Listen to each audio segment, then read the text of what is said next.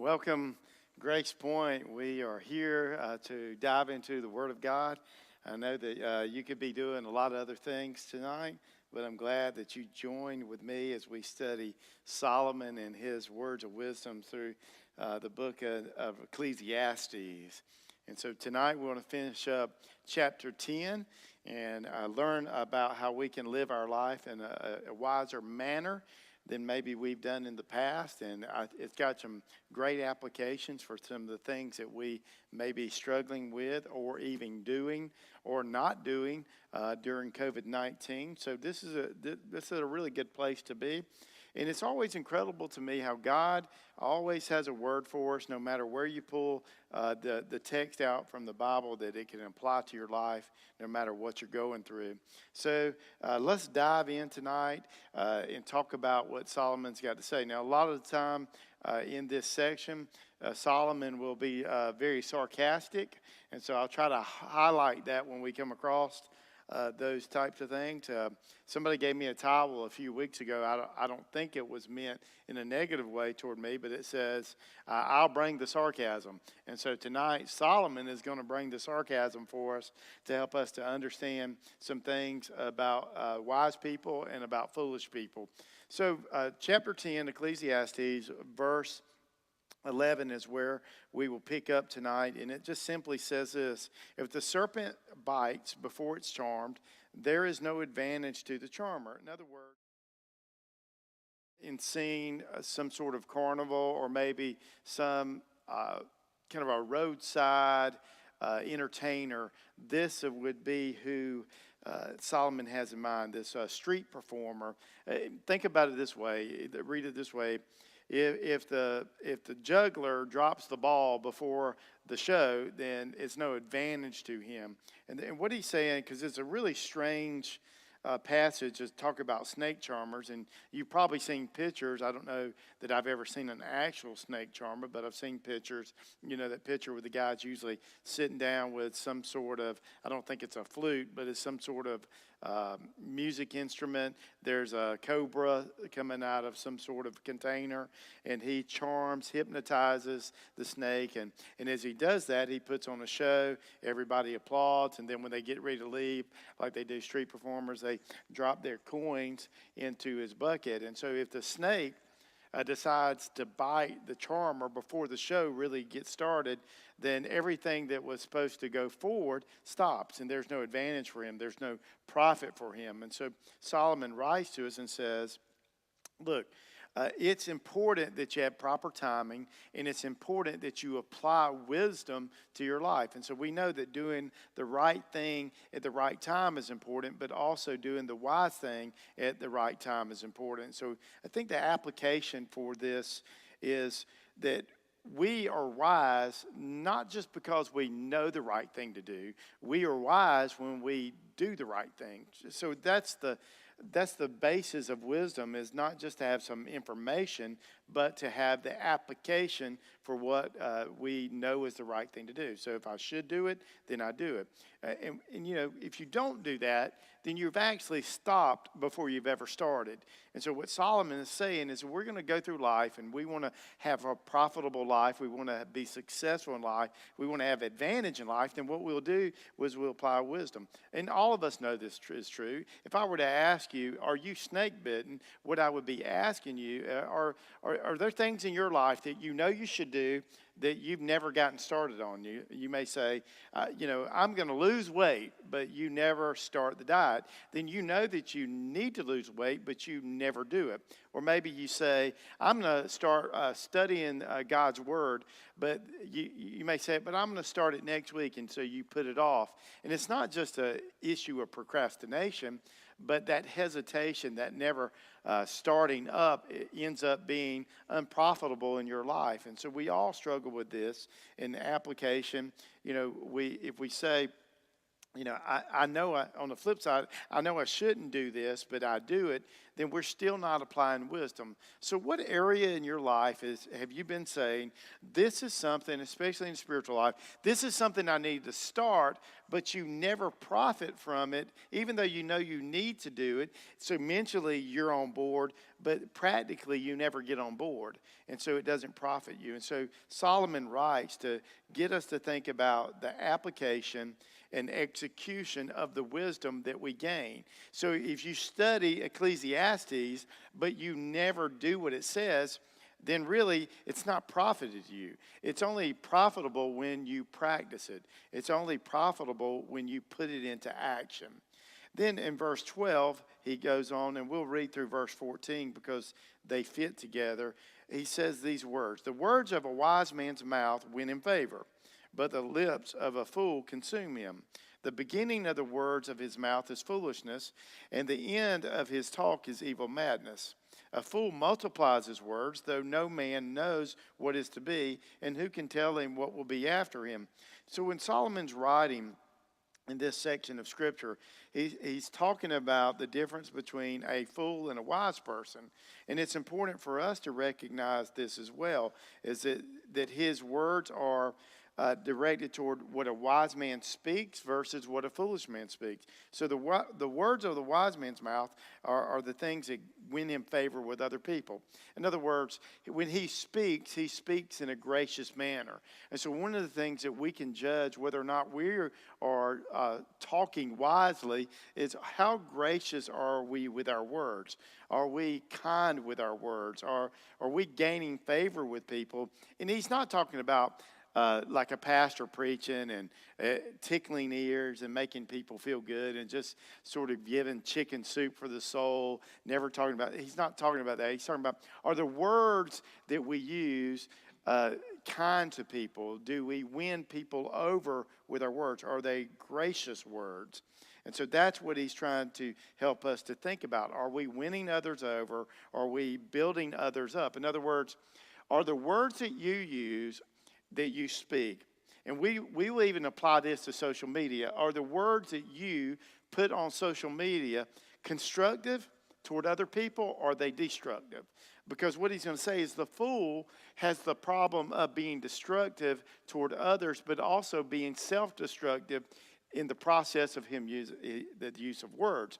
So it's almost like Solomon looked through the future and was saying, I can see Instagram coming, I can see Twitter coming, I can see Facebook coming, and he wants us to think about the way that not only we speak, but I think he would even add to this, are you wise in the use of your words so that you're building people up so you have constructive words, or your words destructive?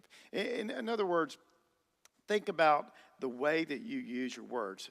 The actual word here that's used for fool, the lips of a fool, is the Hebrew word kasil.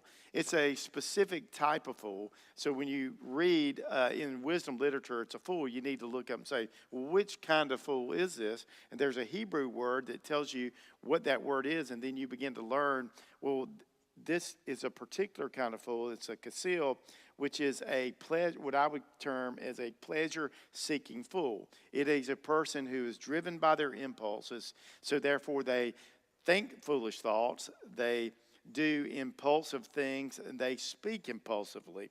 So what that means for us is they're not interested in wisdom, they're driven by their impulses, and they use words that are destructive, and as we'll read, they use a lot of words.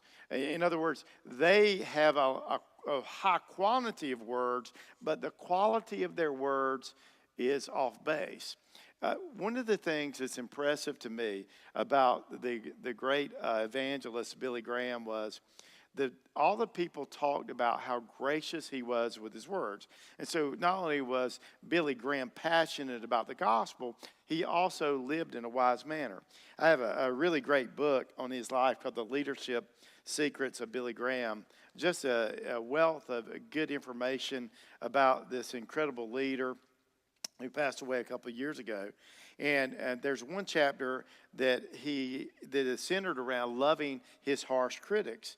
And he talked about, and the people who write the book talk about how loving Billy Graham was even to his critics. And we live in an age and a culture where there are a lot of cassils. There are a lot of fools who use their words in destructive manner.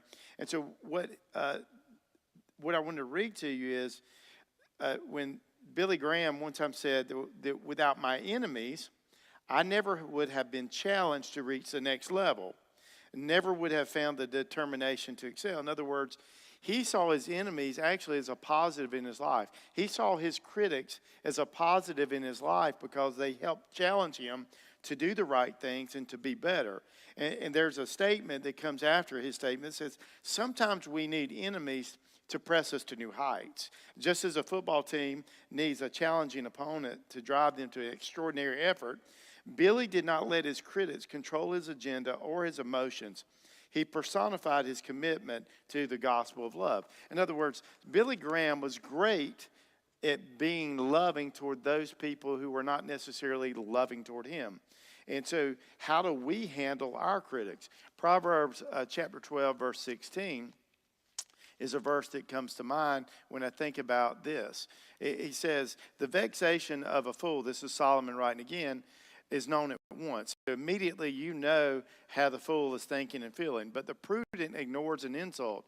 And so a wise person is able to hear criticism and ignore it, according to that passage, not letting it consume him. Or even, I would even add to that, that you're able to learn from the criticism.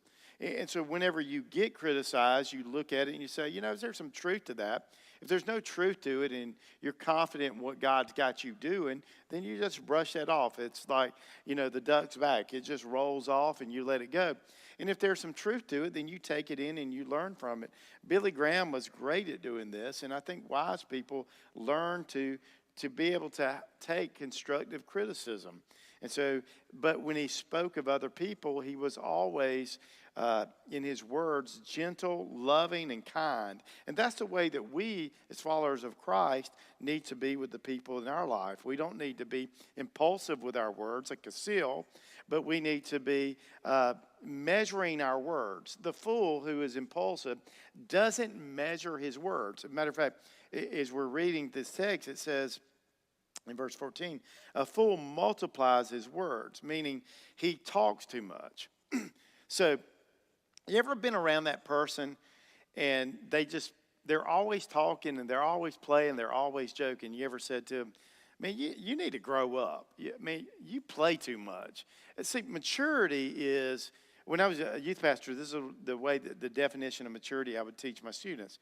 Maturity is knowing when to be serious and when to play. And so a fool cannot make the distinction between, hey, I've got to be serious now, and this is the time to play. Because there's a time to play and there's a time to be serious. And so what you want to be able to do, if you're wise, is I'm able to recognize when it's a time to joke and when it's not. And we've all tried to be funny in a moment where we shouldn't. That moment you go, was that too soon? And so that is what this passage is about, is that 12 through 14 is that we would measure our words and know when to speak and how to speak. There's a range that he gives in this passage when he says in verse 13, the beginning of the words of his mouth is foolishness. We could say silliness. And the end of his talk is evil madness. So you have this range of being a fool and being impulsive where you're just silly and you're joking, all the way to, on the other end of the spectrum is, no, your words, so over here is destructive, but it's not quite as bad because you're just really joking. It's just an inappropriate joke at the wrong time, the wrong place, versus over here that the words that I'm using are actually destructive to the people that I'm speaking to, and also ends up being self-destructive because our own words begin to destroy our own lives. It begins to change people's opinions of us and ruins our credibility. And this is what happens with a kassil, a fool who is actually being a poser like he knows something he doesn't really know. And so what Solomon says is, look, measure your words. Be careful how you use your words. In verse 14, he said he multiplies his words, so he has a lot of words. And this is where the sarcasm comes in. He says, though no man knows what is to be, and who can tell him what will be after him? And so the fool, the Kasil, is oblivious to the true facts. And he can't foretell the future, but he keeps on talking. In other words, like during COVID-19, we all spend this enormous amount of time on endless speculation of what what we think is going to happen next. And what Solomon is saying is a fool spends a huge quantity of time and a huge quantity of words trying to make people think that he knows something about the future that in fact he does not know. Because really, what do you know about tomorrow? Not that much. And we've talked about that throughout the book of Ecclesiastes, that we don't know what tomorrow is going to bring. There is an unusual tomorrow. We think that it's going to be usual, but we don't know that. And so we can only predict it to a certain amount. And endless speculation is not healthy. It's not profitable, and it's not constructive to anyone. So he encourages us, look, what can you tell a person who's a fool? You can't tell them anything. And so he goes on to speak of the Kasil in verse 15. Let's take a look at it. Here's some evidence. The toil of a fool wearies him, for he does not know the way to the city. This is Solomon saying, the fool is wearied by work. His labor wears him out because he doesn't like it, he doesn't want to do it, and he lacks the endurance and discipline needed to be profitable in his work. And so then he adds, and this is where sarcasm comes in, he doesn't even know the way to a city. In other words, he don't even know his way home. We would say it more like this. That guy doesn't even have common sense. He doesn't even have enough sense to get out of the rain. And so what Solomon is saying is that the fool, the Kasil who's driven by his pleasure, he can't think deep enough about something to move past his impulses for pleasure, and it causes him to stay out in the rain rather than getting inside. He doesn't have that much common sense. And so he doesn't know the way to the city means he lacks direction in his life. The fool, pleasure-seeking fool in particular, doesn't have a meaning toward his life. He doesn't live with a direction toward his life, so he doesn't even know the way home. Why would you listen to somebody who is a fool when they don't have any direction in their life? They don't know their right from their left, and I don't mean literally. I mean like when it comes to their life, they live really a meaningless life. Their only thing that they're living for is their own pleasure for the next day. And so they have no vision for the future. I would encourage you, one of the things that would help you to live with more wisdom is to have a Christ-centered vision for your life. And so I would amplify it by saying that you would live for one thing. Because the best way to live is to live for one thing. That above all things, I'm going to live for this one thing. And that one thing be Jesus Christ. And as you live for Jesus Christ, then your world and your life becomes ordered so that you live in wisdom. That you live with meaning. That you live on purpose. And so Jesus said it like this. He said, but seek first the kingdom of God, and all this other stuff will be added to your life. And so how I want to pursue my life is in the pursuit of a person who's wise, who's living for the purposes of God. And so that's what it means to be wise. So don't allow I measure my words so that everything that I say, everything that I do, all of my thoughts are headed in the right direction. And so that's what Solomon is encouraging us to do. In verse 16 and 17, he says, woe to you, O land, when your king is a child, and your princes feast in the morning. Happy are you, O land, when your king is the son of the nobility, and your princes feast at the proper time for strength and not for drunkenness. And so as Solomon writes these words, he's getting us to think about leadership. Woe to the country, woe to the county, woe to the city, woe to any government that has a king that's like a child, which means that they're immature, they're incompetent, and they're inexperienced because they are going to make foolish mistakes. And he says that's not good. A good leadership is having someone in charge who lacks competence, who lacks experience. So you want them to be, experienced. You want them to have maturity to them. And so, interesting thing about Solomon, he basically became a king when he was young. And so one of the first things he asked for, what he asked for from God was what? Wisdom. He said, God, would you give me a discerning heart? Which meant I want, like, my heart here to have ears on it so that I can hear what you would have me to do. And so then the very first story after that in the Old Testament and Solomon becomes king is he gets in a position and he has to make a really difficult decision. And so God gives him wisdom. And so God not only gives him wisdom, he blesses him with all this wealth and other stuff, but it started with him seeking wisdom. And so you want leaders that are wise. In contrast to this, he says, not in contrast here, but the next thing he says are princes that feast in the morning, meaning that you don't want an undisciplined leader. So you don't want leaders who lack experience. You don't want leaders who lack knowledge. And you don't want leaders who lack gifting. You want leaders who are disciplined, who understand the role that they have. And so they have training. They don't just get put in a position because of the wealth that they have. You want them to know what they're doing. So the contrast is the next verse. Happy are those who have leaders who are competent and disciplined.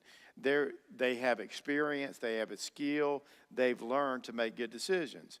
Your princes feast at the proper time for strength and not for drunkenness, which goes back to the word that's being used for fool, the kasil. So how does the kasil, fool, view eating? They view eating as indulgence. In other words, the reason they eat is because they're gluttonous. In other words, they eat just because they want to. Like they feel a little hunger, so they eat. Go back to the Old Testament, the story of Jacob and Esau.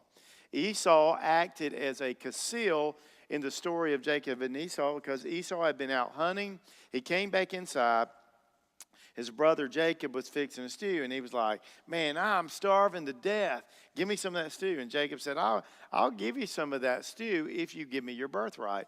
And birthright was huge for Esau because he was the firstborn, which meant that he was going to get all the inheritance. So he'd get double the inheritance. He would be the family leader when their father died and had all of this benefit of being the firstborn. And because he was acting as a kasil, he said, yeah, I'll trade you for a bowl of stew. I'll give you my birthright. And so he made a terrible trade because he was indulgent in that moment. In other words, he did not think through what he was doing. He was impulsive. And so what happens for a lot of us is we go through life and we choose the bowl of stew over the things that are most important. And what this passage is getting at is you want a leader who's not impulsive. Impulsive leaders end up being bad leaders. What you want to have as a leader is one who is disciplined, one who thinks through things. We talked about this last week when we talked about not making decisions while you're in the basement, so out of your emotions. So the kasil, when it comes to food, he looks at it as indulgence and gluttony as what he pursues versus a really good leader looks at it as a moment of nourishment. I eat because it nourishes my body so that I can work and I can serve. It doesn't mean that you have to eat food that you don't enjoy. It's just that you understand the true purpose of food is to give the body strength so the body can work. And so you're not just driven by your impulse to eat. And so I want you to think about not just the application of that, because I can imagine some of us are sitting there and go, yeah, I wish this leader had that. This leader's too impulsive. He says this and he does that. And so what really the application for you is not applying it to other leaders, it's applying it to you. Because if you're a parent, you're a leader. If you're a teacher, you're a leader. If you're a coach, you're a leader. If you are in a position at the church, you're a leader. If you own a business, you're a leader. If you're a manager, you're a leader. So whatever capacity that you're in a leader, you got to ask yourself this: what kind of leader am I? Am I a Casil, a foolish leader, or am I a wise leader? In other words, do I make the decisions that I make in an impulsive manner? Do I do things in a impulsive manner? Do I say things I don't filter them, and they just come out of my mouth? They end up being destructive. And so what Solomon is trying to get us to think about is, what about our leadership? Are people happy under our leadership because we make very wise decisions? Because if you do make wise decisions, you benefit everybody, not just somebody, not just you.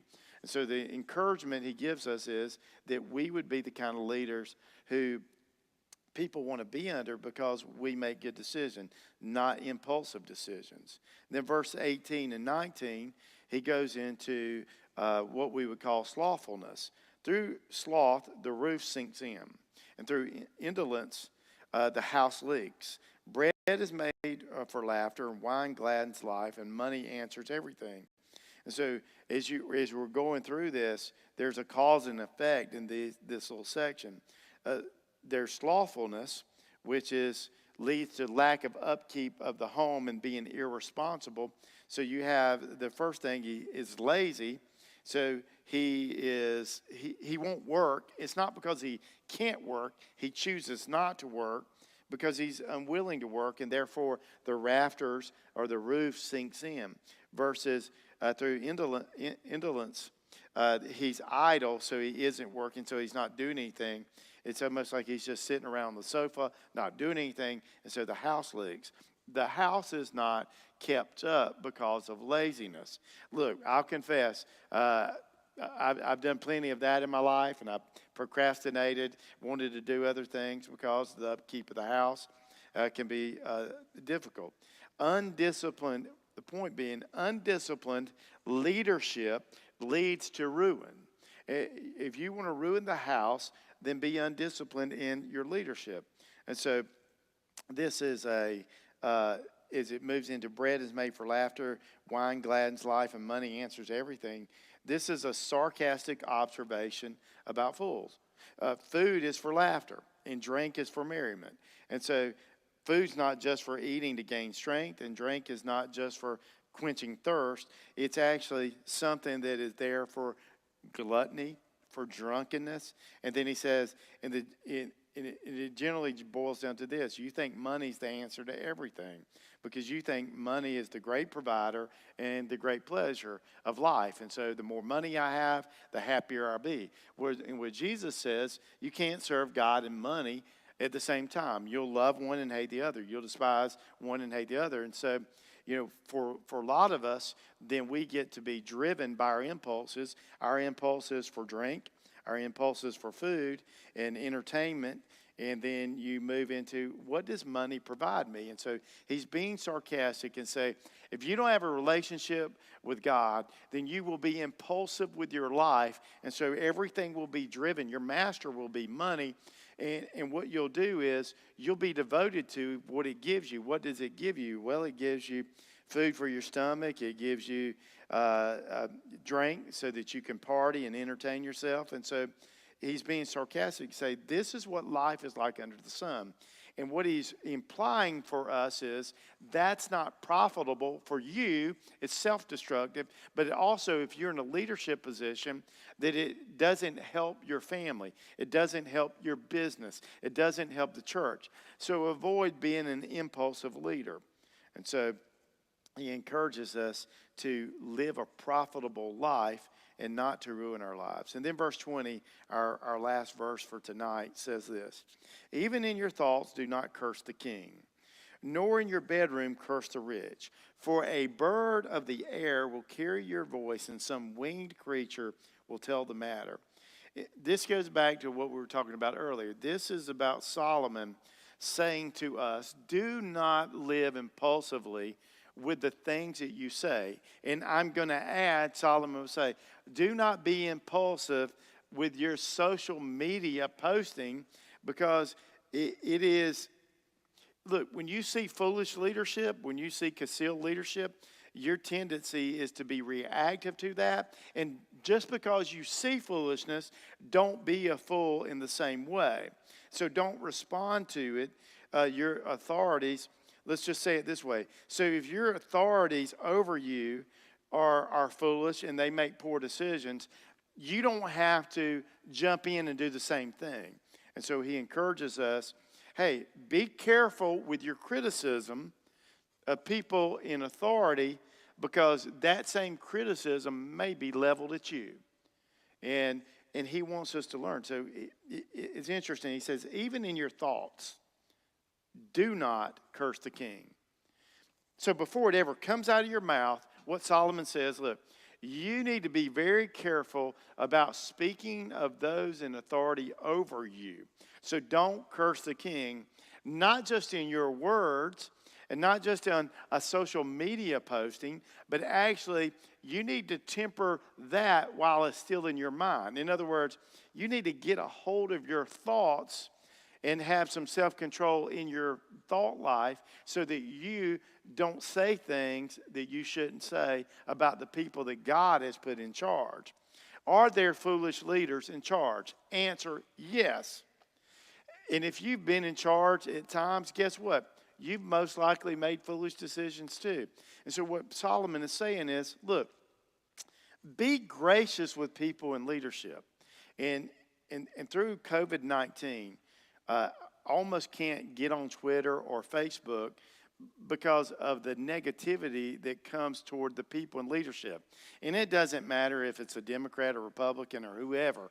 There's always somebody criticizing leadership and blasting away at their decision-making process as if they are the great leader themselves. And the truth is if you were to sit in their seats, what would you really do? Because it's easy, in sports we call it the armchair quarterback. It's easy to sit on your sofa and type in what you think than to actually make the decision. I remember when I was still a youth pastor, and I was underneath a senior pastor. And I could be really critical. I might go home and tell Trish, well, I can't believe this person's making this decision. And that's just a horrible decision. And then, years later, when I'm the senior pastor, and then I make some of the same decisions, they don't seem so foolish to me. Because maybe it's just true that we don't have all the information that the person in leadership does. Maybe it's true that if we, and I say this all the time because I just think it's true, we all look at people in leadership and we say, if I were in charge, I would do this differently. And we always should add, and it would be better. But the reality of it is, when you sit in the chair and you have to make those decisions, you want people to be gracious with you. You need to be gracious in the same way with those in leadership. It doesn't mean that they are always right, but how you respond to their leadership is a response to God. And so therefore you need to respect those in authority. He says, do not curse the king.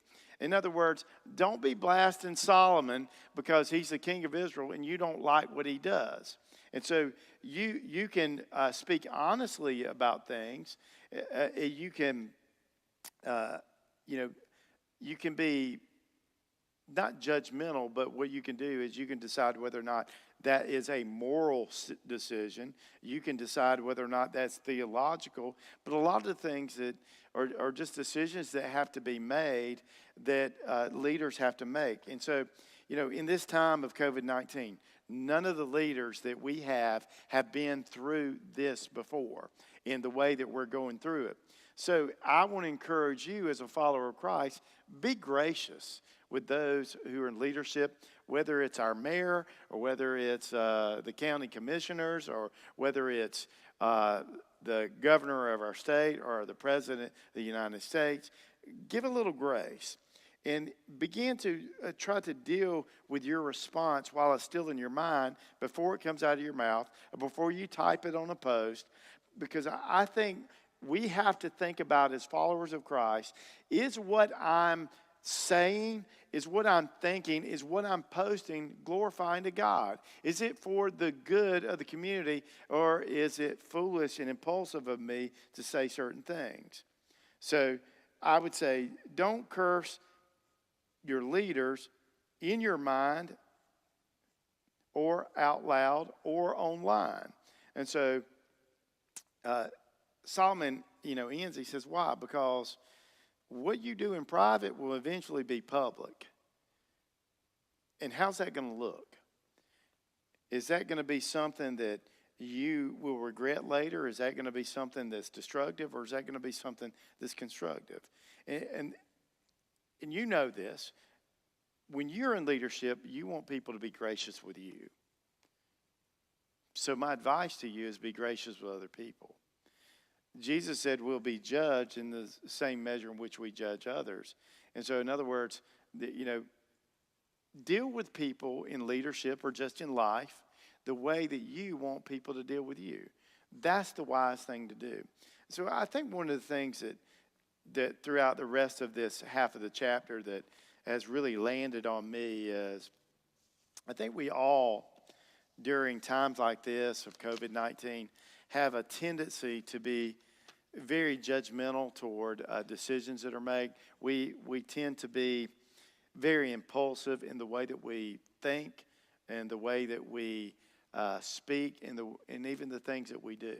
And so I want to encourage you today to pull back and think about the things that you're saying, and think about the things that you're posting, think about the way that you're living. And be gracious with other people in the same manner that you would want others to be gracious with you. And not only that, let's ramp that standard up a little bit. Be gracious with others the way that Jesus has been gracious with you. Well, that takes it to another step, because I can say, I'm going to be gracious with you like I want you to be gracious with me. And that's going to be a lot of wideness in your graciousness. But what would happen if we say, I'm going to even widen that further, because I'm going to be, when it comes to Jesus and his graciousness toward me, it's magnified. And so if we as leaders and we as followers of Christ can learn to deal with that in the same way that Jesus did, man, we just make our community such a better place. We make our city such a better place. When people, even when we disagree with them, when we can disagree with them and let them know that we're for them, it makes such a difference. Life is hard. Leadership is hard. Living it and leading in it is tough. The best way to live it and lead is to follow Jesus.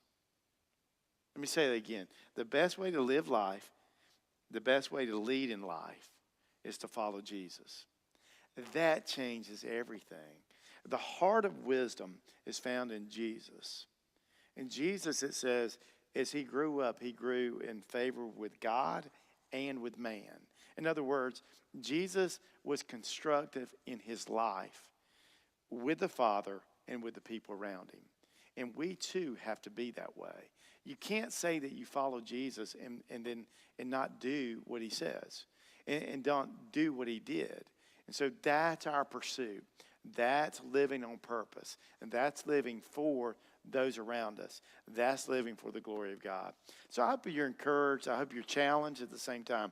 I know this challenges me because, look, I can get into the basement of my mind and fire off things that later I go, I wish I wouldn't have said that.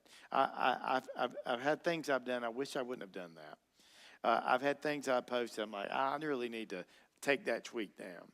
So I want to encourage you to really measure your life, measure your words, and measure your actions. Two, like we said, don't be like the snake charmer who gets bit before he ever gets started. Stop and measure what you do, what you say, and what you think, so that you make sure that you are on point with all of your life. Let me pray for you, and we will see you soon, Lord willing. Father, thank you for tonight. Thank you for the wisdom that you pour out through your word. And we're just scraping the tip of this iceberg, and there's so much more treasure buried beneath just the surface, and we skimmed it tonight. But in skimming it, we found enough that if we actually apply it, it can be life-changing for us, but also for the people in our lives. So help us to live on purpose and on point by not only gathering the knowledge tonight, but also putting it to practice in our life. Don't let us just, sit in a classroom and take some notes and get it all down on paper, but let it be written on our hearts so that it actually comes out through our hands and through our feet and the way that we live. Father, thank you for everybody who's a part of Grace Point. Thank you for everybody who's a part of Coffee County. You have us all here on purpose, doing a great work in our life. Some of us are aware of it, some of us are not. But help us to live in a way that is for the good of people because we are for you. And it's in Jesus' name we pray. Amen. Thank you and have a pleasant evening.